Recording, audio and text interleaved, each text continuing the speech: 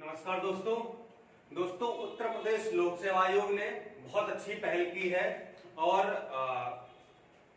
जिस दिन परीक्षा हुई है उसके अगले ही दिन आंसर की जारी कर दी है। ये अपने आप में बहुत बड़ी बात है।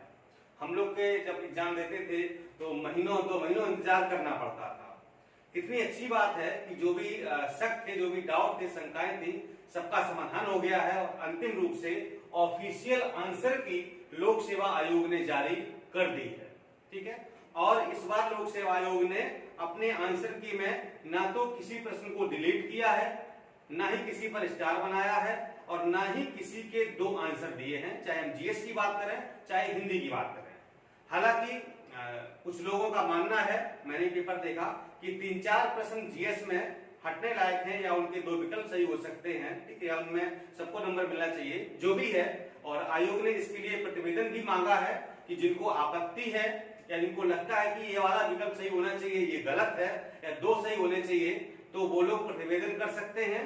उसने आयोग ने नोटिस दिया हुआ है, एक प्रारूप दिया हुआ है, तो आप आवेदन करिए। अगर आपको लगता है, आप स्वतंत्र हैं, बिल्कुल आपत्ति अपनी भेजिए और रेफरेंस के साथ भेजिए।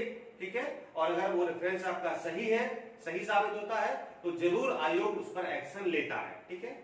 हो सकता है कि कुछ लोगों के प्रतिवेदन जाएं तो एक रिवाइज आंसर की जारी हो, ये तो बात की बात है। ठीक है दोस्तों, आंसर की यानी कि अभी जो मैंने कल आपको वीडियो दिया था वो तो एक अपना अनुमान था। ठीक है। लेकिन जो ये आंसर की आ गई है, आप लोगों ने चेक कर लिए होंगे। ठीक है। और लगभग सभी लोगों के कुछ ना कुछ प्रश्न कम हुए हैं, हालांकि कुछ लोग के बढ़े भी हुए होंगे। ठीक है। तो हमने बहुत सारे लोगों से संपर्क किया, आप ही जैसे लोगों से मैंने पूछा, बहुत सारा एक फीडबैक लिया कि किसका जीएस में कितना सही है, हिंदी किसका कितना सही है। ठीक है। उपस्थिति कैसी रही है। हालांकि लगभग 3 लाख लोगों ने फॉर्म भरे थे, लेकिन 1 लाख के आसपास लोगों ने परीक्षा दी है। तो लेकिन ध्यान रखिए कि जिन लोगों ने परीक्षा दी है वो वास्तव में सीरियस कैंडिडेट हैं, उनको हल्के मत लीजिएगा। ठीक है। भले 2 लाख लोगों ने छोड़ दिया तो क्या हुआ, सीटें तो 361 ही है। ठीक है। 18 गुना लोग पास कराए जाएंगे। हालांकि पहले 13 गुना होने वाला था, लेकिन अब 18 गुना ही लोग पास कराए जाएंगे। ठीक है।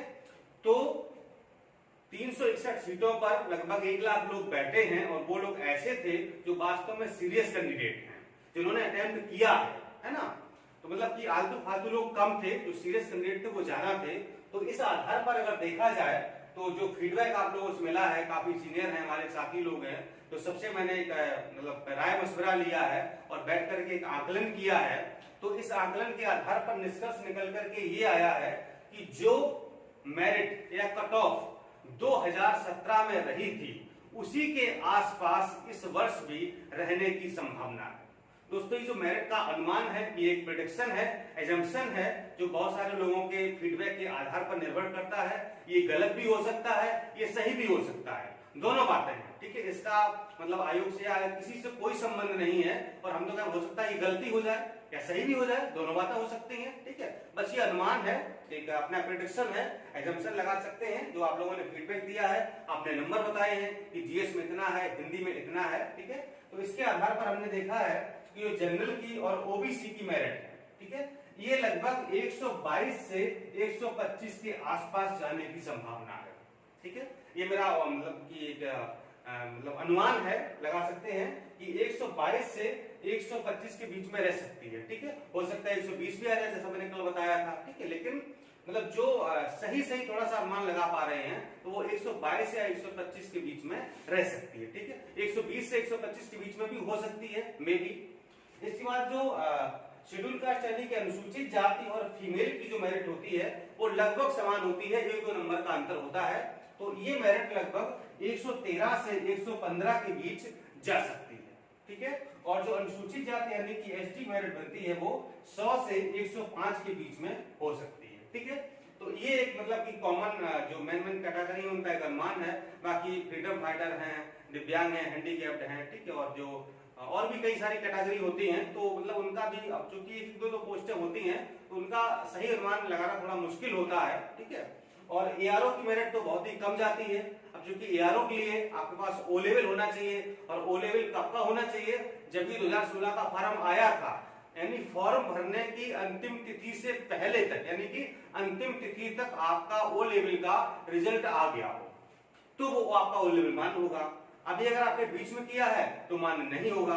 प्लस आपके पास हिंदी और इंग्लिश दोनों टाइपिंग होनी चाहिए, तो आप एआरओ के लिए एलिजिबल हो सकते हैं, ठीक है, वरना आप आरओ में ही एलिजिबल होंगे, ठीक है।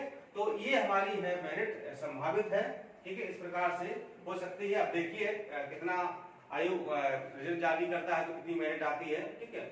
22 दिसंबर से इसका मेंस है और उम्मीद है कि जल्दी ही रिजल्ट भी आएगा, ठीक है। और मेंस की तैयारी भी हम जल्दी प्रारंभ करेंगे, बस 1-2 दिन में मेंस की कक्षाएं प्रारंभ हो जाएंगी। हिंदी, निबंध, ड्राफ्टिंग, लेटर सब कुछ पढ़ाया जाएगा। और पीसीएस के लिए टेस्ट सीरीज प्रारंभ हो रही है, 25 सितंबर से प्रारंभ हो रही है। रजिस्ट्रेशन प्रारंभ हो चुके हैं, आप लोग जल्दी से ज्वाइन लिख करके एक नंबर दिया गया है 8423291094, इस पर आप ज्वाइन लिख करके अपना नाम लिख करके मैसेज करिए। और ये सीरीज यूपीएससी और यूपीपीसीएस दोनों लोगों के लिए है। जो लोग अगर आप एग्जाम दे रहे हैं, चाहे यूपीएससी हो या यूपीपीसीएस हो, अगर दोनों दे रहे हैं या एक दे रहे हैं, ये बहुत उपयोगी होगी, आप इसको ज्वाइन करिए। इसमें आपको सामान्य अध्ययन, सीसेट, उत्तर प्रदेश विशेष, करंट अफेयर्स, इन सबकी लगभग आपको 25 टेस्ट सीरीज प्रोवाइड की जाएगी, ठीक है।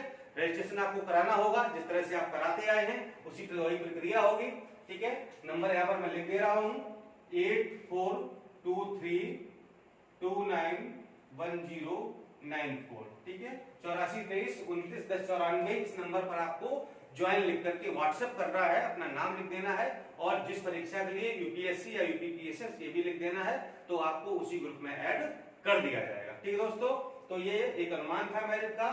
अब देखिए कितना रिजल्ट आता है और कितना लोग जो है मेरिट बनती है, ये आयोग पर डिपेंड करता है, ठीक है दोस्तों। धन्यवाद, नमस्कार।